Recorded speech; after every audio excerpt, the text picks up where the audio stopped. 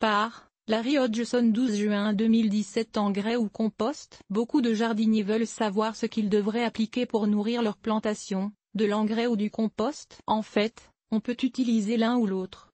Mais il y a des différences. Engrais. Les trois chiffres indiqués sur un engrais indiquent le pourcentage en azote, phosphore et potassium. En bref, l'engrais, ou fertilisant, est composé de minéraux concentrés, surtout de macronutriments azote, phosphore, potassium. C'est le célèbre NPK, les trois chiffres qui figurent en gros caractères sur le sac ou boîte d'engrais. Mais votre engrais comprend probablement aussi le macronutriment calcium et peut-être les deux macronutriments restants, soufre et magnésium. Les pourcentages seront alors indiqués ailleurs sur l'étiquette. Aussi, surtout si c'est un engrais biologique, il contiendra d'autres minéraux, les micronutriments ou oligo-éléments, comme le bore, le cuivre, le cobalt, le fer, le manganèse, le molybdène et le zinc, dont les plantes ont besoin pour leur croissance, mais seulement en d'infimes quantités. Ces minéraux se dissolvent assez prestement et peuvent être absorbés rapidement par les racines des plantes. Par contre, il n'est de nullement maintenir ou améliorer la texture du sol. Ainsi,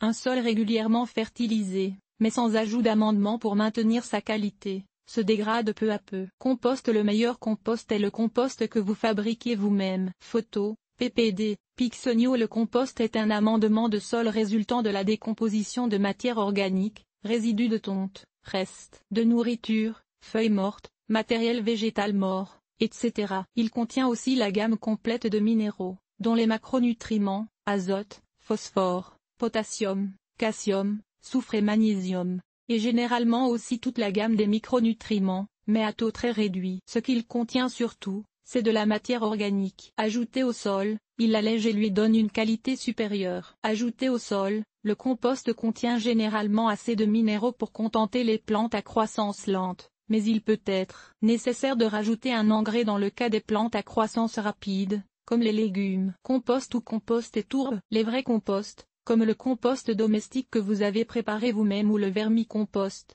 correspondent parfaitement à la définition d'un compost. Toutefois, la plupart des composts commerciaux, comme le compost de fumier de vache, le compost de crevettes et le compost de fumier de mouton, ne sont pas des composts purs, mais un mélange de tourbe horticole peat moss, et de compost avec souvent un peu de chaux pour contrer l'acidité de la tourbe. Ils allègent le sol, mais contiennent très peu de minéraux. Il est d'ailleurs difficile, voire impossible, de déterminer le pourcentage de véritable compost dans ces mélanges, car il n'est presque jamais indiqué sur l'étiquette. Certains en contiennent très peu et sont alors surtout constitués de tourbe. Normalement, il est toujours nécessaire d'utiliser un engrais en conjonction avec ces composts dilués. Tout dans une seule phrase. Parfois on utilisait la phrase « l'engrais nourrit les plantes, le compost nourrit le sol ». C'est une explication un peu simple, mais assez proche de la réalité.